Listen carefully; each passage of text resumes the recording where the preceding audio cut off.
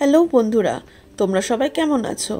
আমি আজকে আরেকটা নতুন ভিডিও নিয়ে চলে এসেছি। হংকং ট্রাভেল সিরিজের এটা আমার থার্ড ভিডিও, কিন্তু এখানে আমি শেয়ার করব প্রথম দিন আমরা যেখানে যেখানে ঘুরেছিলাম তার বাকি জায়গাগুলো। টিয়ানটেন থেকে নেমে আমি কেবল কার থেকে নেমে এইখানে 2 মিনিটের জন্য দাঁড় করিয়ে সব্যসাচী গেল অ্যাডাপ্টার কিনতে, কারণ আমাদের কাছে ইন্ডিয়া টু হংকংয়ের অ্যাডাপ্টার ছিল না। আর তারপরে আমাদের ডেস্টিনেশন ছিল এই লেগোল্যান্ড। তো এই লেগোল্যান্ডের যেটা আমি একটু শর্টে বলে দিই, লেগো তোমরা অনেকেই জানো, লেগো দিয়ে অনেক কিছু বানানো যায়। পার্টিকুলার এই লেগোল্যান্ডে ওরা লেগো দিয়ে পুরো হংকং শহরটাকে বানিয়েছে এবং প্রতিটা খুঁটিনাটি সহ। যেটুকু আমরা ঘুরেছিলাম এর বাইরে আরও কিছুটা দেখার জিনিস আছে, সেটা দেখতে গেলে টিকিট লাগে। তো টিকিটের জায়গাটা না গিয়ে আমরা শুধু ফ্রি সেকশনটা ঘুরে চলে এসেছিলাম।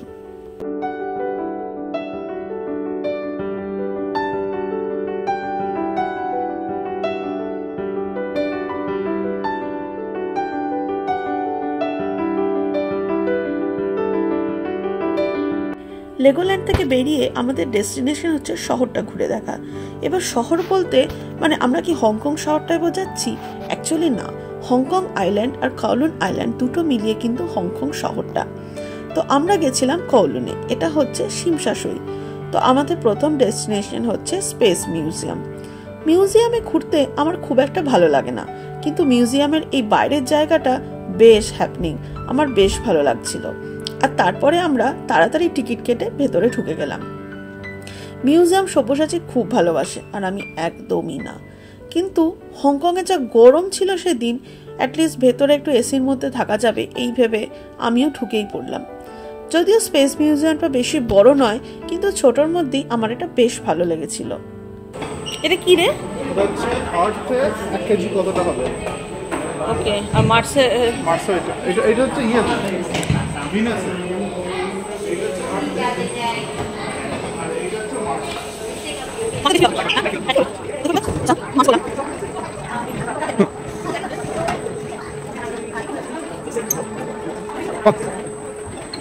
এই স্পেস থিয়েটারে মার্সের একটা শো দেখেই আমরা মিউজিয়াম থেকে বেরিয়ে পড়লাম। মিউজিয়াম থেকে বেরিয়ে সোজা হাঁটলেই যেখানে পৌঁছে যাব সেটা হচ্ছে স্টার ফেরি পিয়ার। ওখান থেকে আমরা একটা ছোট ক্রুজ ধরে চলে যাব অন্য একটা জায়গায়, যেটার নাম সেন্ট্রাল। আর এই যে ক্লক টাওয়ারটা দেখতে পাচ্ছ, এটার নাম হচ্ছে কাওলুন রেলওয়ে ক্লক টাওয়ার। এটা অনেক পুরনো একটা ক্লক টাওয়ার, ব্রিটিশদের আমলে এটা তৈরি। এই জায়গাটা ভীষণ হ্যাপনিং, আমার এটা খুব ভালো লেগেছিল। তাই সব্যসাচী এই জায়গাটায় 2 দিন গেলেও আমি এই জায়গাটা 3 দিন ঘুরেছি। আমাদের নেক্সট প্ল্যান হচ্ছে এখান থেকে একটা ক্রুজ ধরে আমরা যাব সেন্ট্রালে, আর সেখান থেকে আমরা যাব পিক ট্রাম ধরবার জন্য পিক ট্রামের টার্মিনাল। কিন্তু সমস্যা যেটা হলো, নতুন শহরে যেটা হয়েই থাকে, আমরা একটা ভুল ক্রুজে চেপে পড়লাম। আর এই ক্রুজটা সেন্ট্রালে নিয়ে যাওয়ার পরিবর্তে আমাদেরকে নিয়ে গেল ভিক্টোরিয়া হারবারে। যদিও তাতে আমার লাভই হয়েছিল, এই হলো ভিক্টোরিয়া হারবারটা করে ধরা আমাদের ক্রুজটা। একদম কাঠের, ভীষণ সিম্পল, অনেক পুরনো, আর দেখে বুঝতেই পারছো সাধারণ মানুষজন এটাকে ভীষণভাবে ব্যবহার করে। আর এই সিটগুলোকে না, মানে যেটা আমরা হেলান দিই, ওটাকে সরিয়ে এদার থেকে ওধার করা যায়, তাই তোমার যেদিকে ইচ্ছা মুখ সেদিকে করে তুমি বসতে পারবে। এই আমাদের ক্রুজ ছেড়ে দিল। দূর থেকে আমরা ওই ক্লক টাওয়ারটাকে দেখতে পাচ্ছি, আর তাছাড়া এটা হচ্ছে স্টার ফেরি পিয়ার। ক্লক টাওয়ারের ডান দিকের যে অংশটা, সেটার নাম অ্যাভিনিউ অফ স্টার। যারা লস অ্যাঞ্জেলস ঘুরেছো তারা বোধহয় এই টার্মটার সাথে একটু চেনা জানা। হ্যাঁ, অনেকটা ওরকমই হবে আমি ভেবেছিলাম, কিন্তু এক্স্যাক্টলি ওরকম না। কিন্তু ওই অ্যাক্টর অ্যাক্ট্রেসদের জিনিসপত্র দিয়ে সাজানো একটুখানি রাস্তা। এটা যদিও আমি সেদিন ঘুরতে পারিনি, পরে একদিন ঘুরেছিলাম, তো ওটার ভিডিওটা অফকোর্স পরে আসবে। আর এই হলো ভিক্টোরিয়া হারবার। ভিক্টোরিয়া হারবার থেকে ওই পিক ট্রাম ধরবার যে টার্মিনাল, ওখানে যাওয়ার জন্য আমাদের ভীষণ সমস্যা হচ্ছিল। আমরা কিচ্ছু পাচ্ছিলাম না, না বাস, না ওখান থেকে কোনো মেট্রো আছে, আর উবেরও আমরা ওই সময় অ্যাভেলেবল পাচ্ছিলাম না। সমস্যা হলো যে লোকাল ট্যাক্সি যদি আমরা নিই, সেখানে আমাদেরকে লোকাল ল্যাঙ্গুয়েজ জানতে হবে, কিন্তু আমাদের কাছে সময় নেই। পিক ট্রামে আমাদের অলরেডি টিকিট বুক করা আছে, আর সময় নেওয়া আছে 4টে থেকে 6টা। তাই শেষ অবধি আমরা একটা ট্যাক্সি নিলাম। আর আমি সেই একটা ইউনিভার্সাল ল্যাঙ্গুয়েজ ব্যবহার করলাম। ড্রাইভারকে বললাম pick, tram, terminal, how much, আর ড্রাইভারটা বলল মিটার। যদিও আমি মিটারটা বুঝতে পারছিলাম না যে ও মিটার বলতে চাইছে, আমি ভাবছিলাম ও কি বলতে চাইছে, 50, 60। অনেকক্ষণ পরে সব্যসাচী বুঝলো যে ও মিটার বলতে চাইছে। যাই হোক, যে ট্যাক্সিটা আমরা পেয়েছিলাম একদম চোস ড্রাইভার, আমাদের খুব তাড়াতাড়ি শর্টকাট করে খুব তাড়াতাড়ি ওই আমাদের যে ডেস্টিনেশন সেখানে পৌঁছে দিয়েছিল। আর ওখানে পৌঁছানোর পর দেখলাম এইরকম বিভৎস লাইন। মানে যেটা হয়েছে, সবাই টিকিট কেটে এসেছে, সবাই ভেবেছে টিকিট কাটলে তাড়াতাড়ি হয়ে যাবে, তাই যারা টিকিট কেটে এসেছে তাদেরই একটা লম্বা লাইন পড়েছে। বরং যারা টিকিট কেটে আসেনি তারা টিকিট কেটে চটপট ঢুকে পড়তে পারলো। ফাইনালি এই যে আমি ট্রামের কাছে পৌঁছেছি, প্রায় 1 থেকে 1.5 ঘন্টা বোধহয় লাইনে দাঁড়াতে হয়েছিল। তো এই ট্রামটা যেটা করবে আমাদেরকে ভিক্টোরিয়া পিকের একদম উপরে নিয়ে যাবে, আর ওখান থেকে আমরা একটা শহরের ভীষণ সুন্দর ভিউ দেখতে পাবো, আর আমরা সানসেটও দেখবো ওখান থেকে। এটাই আমাদের প্ল্যান। তো প্রচুর ভিড় ছিল, আর ট্রামটা ভীষণ ছোট। তো আমি একটা জায়গা পেলেও সব্যসাচী জায়গা পাইনি, তো সব্যসাচী দাঁড়িয়েই ছিল।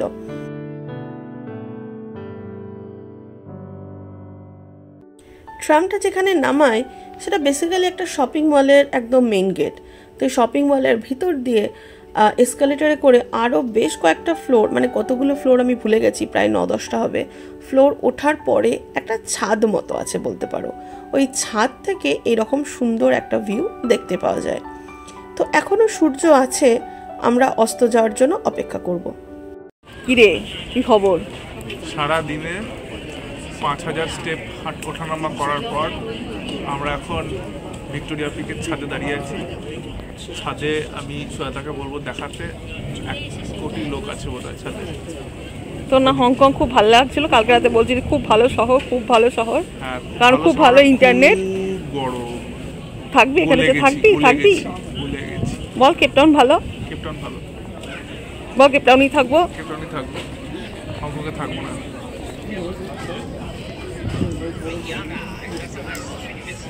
কেপটাউনে পুরো শহরে বোধহয় এতগুলো লোক নেই, শুধু এই পার্টিকুলার এই পয়েন্টে এই একটা টাইম স্লটে যতগুলো লোক আছে বোধহয়।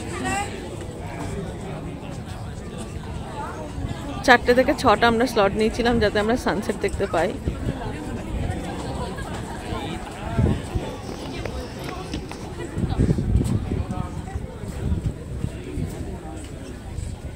চল সানসেটটা দেখে আসি। ও লোকজন এখনো উঠছে। বলছি আমরা পিক ট্রামে করে এখানে আসার পর বেসটা থেকে কতগুলো ফ্লোর এসছি? 9টা ফ্লোর।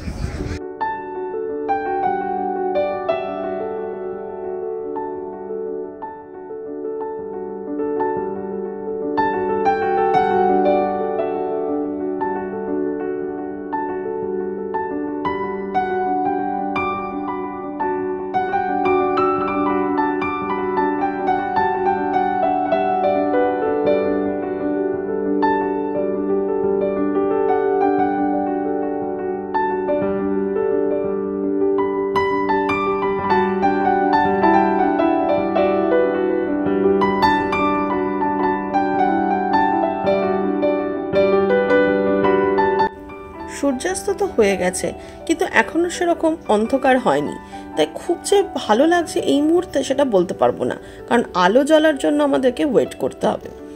আস্তে আস্তে অন্ধকার হচ্ছে, আলোগুলো জ্বলে উঠছে, তাও আমি কিছুক্ষণ অপেক্ষা করতে চাই, আর একটু অন্ধকার হলে ঠিক কিরকম লাগবে সেটা দেখবো।